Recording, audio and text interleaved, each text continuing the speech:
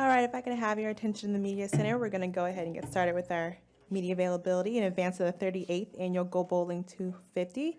We're now joined by Justin Allgaier, driver the number 7 Brant's Professional Agricultural Chevrolet, and Christopher Bell, driver the number 20 Rheem Toyota. We'll go ahead and open it up for questions. If you have a question, please raise your hand. We'll get you a mic.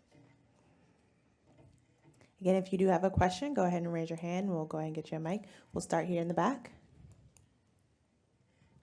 Kyle McFadden, theRaceNextRace.com for Chris. I'm sure you've heard about the terrible news of Greg Hodnett last night.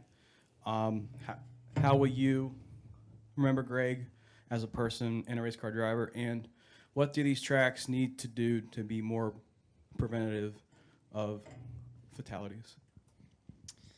I don't know, man. It's a tough question. Starting on just on the positive note there, Greg was, one of the greats in sprint car racing. He's been around for a very long time, and I got to race against him for several years, just all across the country. And probably my fondest memory of him was whenever we were out running the winter heat in Yuma, Arizona, a couple years ago. Me and Greg had to do some media stuff together, and he was just an awesome guy, and obviously a fantastic racer. And it's crazy to think about all the racers that we've lost, and we've lost Greg, Brian Clausen, Jason Johnson, and all three of them are great sprint car racers with a lot of experience. So I don't know, it's tough, but the racetracks, the sport itself is doing a great job of making sure that drivers are as safe as they can. The outlaw has mandated a couple more making the cars a little bit safer. They updated the rules this year, so that'll take place next year. So that's a really good step in the right direction. And then obviously the tracks will continue to learn from their incidents. Do you have other questions? They should put water barrels next to track openings or cities to track openings. Yeah, I mean, it's tough for me to say. I think gates are the safest thing. Like just any way to shut off the racetrack to make a wall continuous all the way around the perimeters. That's probably the best way to go instead of having openings or water barrels or anything like that. Okay. Do you have any other questions? We'll go up front to Chris.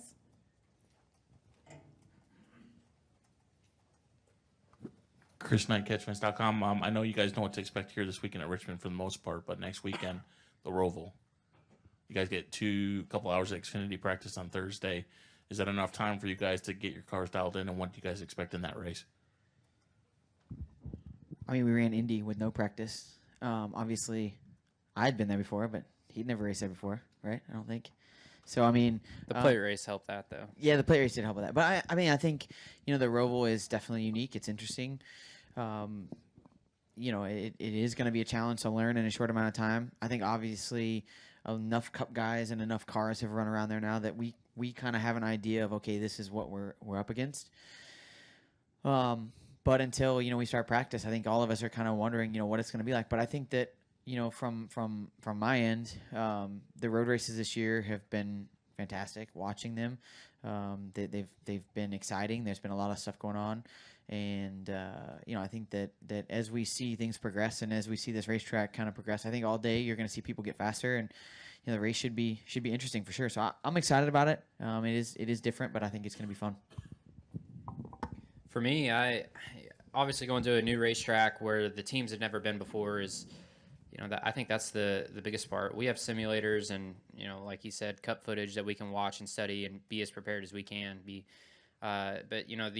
But the teams rely so much on notes. Like every week we go to new racetracks, but they already have their setups built from years and years and years past. So roughly you have your setup. So that'll be big for us going into next week on Thursday, just to try and get in the ballpark. But I love the idea of having less practice. Like if it was up to me, I would just say you get one set of tires, ideally go out and make a 20-30 lap run, and then adjust on your car from there and go qualify and race. So, I'm all for less practice. So I'm excited to get there and never seen the place.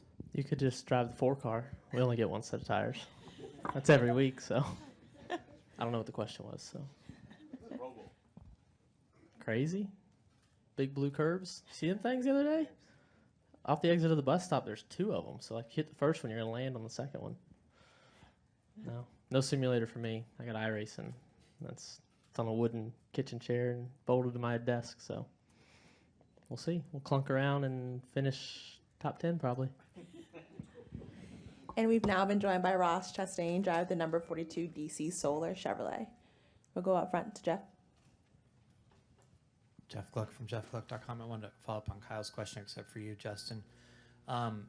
Obviously, it seems like, from the little I know about it, like World of Outlaws and other sprint car organizations are mandating different bars and things like that to try to improve it. So as those cars have gotten at least somewhat safer from what they were, is it now up to the tracks to try to, is that the next step, is the tracks to fix what they have going on?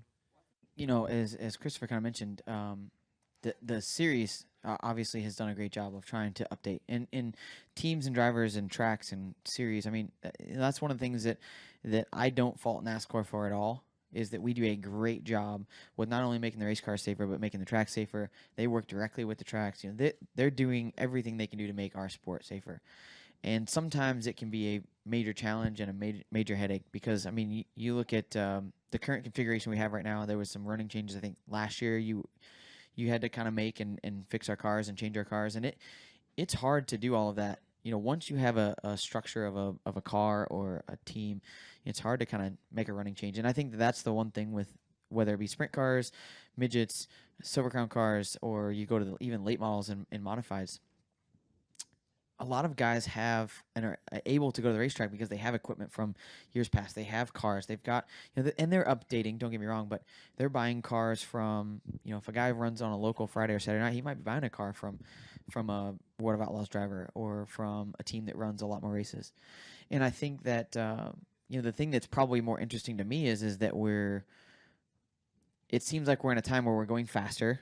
We're doing things more efficiently. We're better. The tracks obviously are doing what they can to survive and stay open. And unfortunately, I think it's just causing a really weird time, right? Like, we've kind of hit the max of where we can go as far as speed and sustainability of these cars. And the racetracks are obviously going to have to do some things, but I think it's on everybody, right? We get in this habit, and it's no different than here. You want light, low, and left, right? Because that's the fastest. We know that, and we want them low to the ground, and we want the best aerodynamics.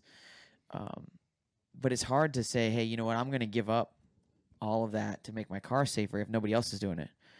You know, that's the thing, right? Nobody wants to be at a disadvantage. Nobody wants to make their stuff different if nobody else is going to follow along. And as drivers, you know, we're going to climb in a car that the car owner's like, hey, if these guys aren't doing it, you shouldn't do it. Now I'm putting myself at risk, even though I think, well, in the back of my head, man, maybe I shouldn't do that. My paycheck or the money that I'm going to make from the race comes from being in that car. So unless I just have a ton of money and I can own my own stuff and do it the way I want to, and I'm okay with running, maybe not even making the show.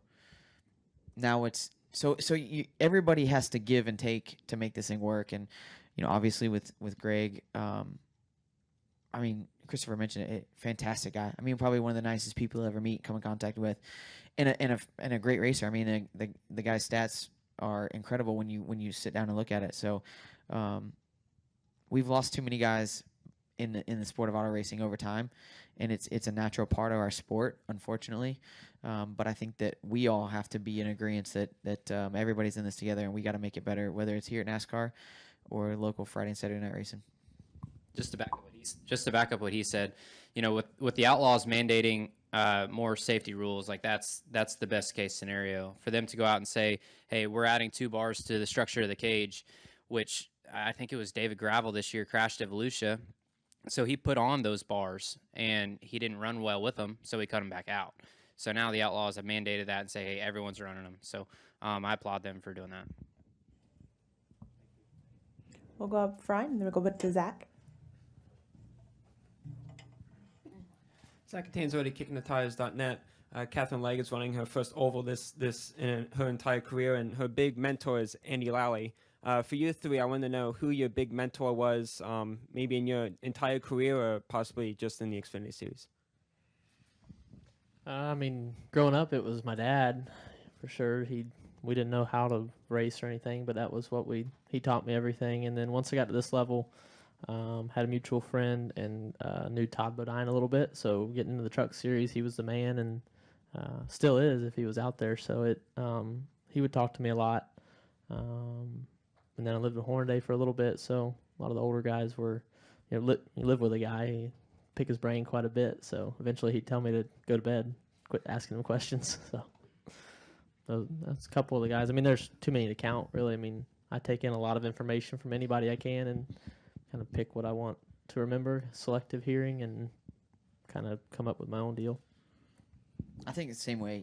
You listen to a lot of people and you come in contact with a lot of people. I've been lucky enough to have teammates come and go that, some are obviously more helpful than others. But mine growing up was Ken Schrader, probably the guy that helped me the most. And then once I got to the sport of NASCAR, honestly, Carl Edwards was the guy that I kind of leaned on. We both grew up driving the Mittler brother truck, and that's kind of where I got to. I mean, I grew up racing dirt tracks and being around him all the time. But when we were both, when I was driving the Mittler brothers truck, he helped me a lot just because he knew, some of the things that I was going through driving the '63, and just a great guy.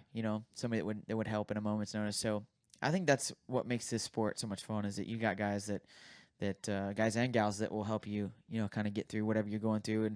And I think a lot of drivers are willing to give information, but you got to be willing to go ask them. And as a young driver, or especially as a rookie, sometimes that's not the easiest thing to do. So kind of getting over that and going and doing it. But I think it's cool that Catherine's running her first oval. It's hard to imagine somebody that's as successful as she's been on the road race side that she's just never been on an oval. Growing up as oval racers, I mean, it's kind of the same for us, may not have ever been on a road course, but this is a cool place to come and get your first laps, although I'm not sure it's the easiest place, but it has to be cool. She actually asked me after practice some questions, and I was like, you need to go find somebody better than me. So don't do what I'm doing. For me, my biggest mentor would be Rick Ferkel. He gave me my first shot in a sprint car whenever I was 16 years old, and I lived with him for a while, and he taught me a lot of just, the mentality of racing for a living, how to be a professional race car driver, and so he's my biggest mentor. We'll go next to Zach, then Dustin, and finish out up front with Lee.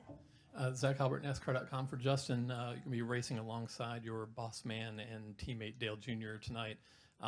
Seems like one of the goals that he had coming into this was, just to have fun and, perform obviously, but also just to have fun at it. Have you gotten that vibe out of him just since he's kind of arrived at the track and ready for this? Yeah, we were all laughing this morning. He took a picture and posted it, I think, to Instagram, and it said, we're all smiling because we haven't been in the car yet.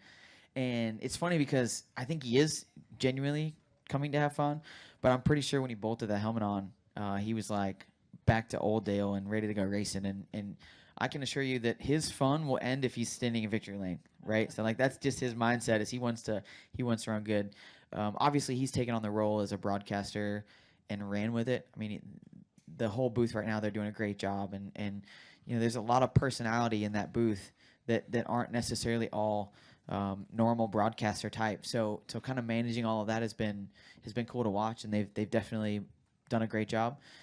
So I'm interested to see, kind of flipping that switch and coming back. And he's the one thing that I've noticed about Dale that I've really enjoyed watching is he has seen a lot of stuff from the TV booth that he didn't necessarily see as a racer or doing your job. I mean, we get caught up and we go to the car, we get in the car, we do our thing, and we've got other stuff we got going on, but you don't really see anything other than what you're doing. I mean, you're looking at lap times, but you're not really seeing the grand picture. And I think for Dale, that's been cool. So I think he's got more respect for it, and I think he's able to learn a lot more actually sitting up there, which is kind of unique. But I'm excited to have him back out there. I don't want so I ran second to him all night. The race that he won, I think it was 2006. I ran second to him the entire race, and I finally got ahead of him and then got crashed. So I'm hopeful that we can battle it out again and have a fair shot to go all the way to the end. Dustin Long, NBC Sports. Christopher, I know you were talking earlier this week on Nate's podcast just about how much dirt racing you've been doing this year and things you've got planned.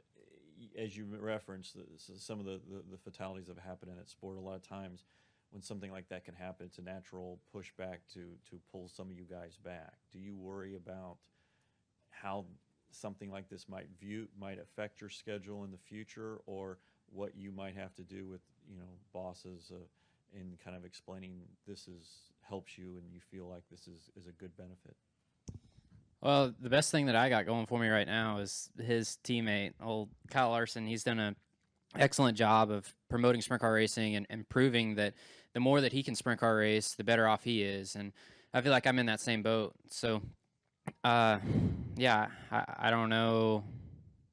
I don't really know how to answer your question other than the fact that it makes me a lot better race car driver whenever I can race more. That's the hardest part of NASCAR racing for me, is having a 30 race schedule whenever you're used to a 100 race schedule, because you don't have enough time, or you don't get to redeem yourself if you make mistakes. It's great if you're winning, but if you're not winning, it's a long time in between races. So I enjoy racing. We'll finish up with Lee in the front. Lee Spencer, RacingBoys.com. Speaking about mentoring, Christopher, Jeffrey Earnhardt wants to make his Chili Bowl debut in January. For a 29-year-old rookie, what advice would you give to him, how to compete? And, I mean, Justin, you've been there too, either one of you, but what would your advice be for somebody coming in at his age? Just to, if he's serious about it, he needs to go make laps. Like the Chili Bowl, you get no laps. You get two, actually, I think it's only one 5-lap practice session on Monday now before you start your prelim night. So if he is serious about it, I really hope that he takes the time to go get laps. I know Justin's done that a lot over the years. Yeah, even for me, being able to race a midget a lot over my career, I still, like, you go to Chili Bowl and it's like, man, we need to go make laps somewhere, just because you just want to kind of submerge yourself in those cars, and they're fun, but they are unique. They're very different. The way that you sit, the way that you drive them. Landon did it at Indy, and they were actually really smart about it. They went and got laps the day before, 2 days before, was able to kind of make the transition. So I think it's a cool thing. Obviously, the Chili Bowl has proceeded to keep growing and growing and growing year after year, and even when a lot of the people that were Chili Bowl kind of like that was their thing, right? They're like, we don't want it to grow anymore, but it's gained so much traction that it's incredible. So to see other people come in that have never driven that type of a car come in and try to do it, it's a challenge. If he chooses to do it, it's going to be a big challenge, I can promise you. But it's probably one of the funnest weeks of racing you'll ever get to go to. All right. Well, thank you guys for joining us, and good luck this weekend.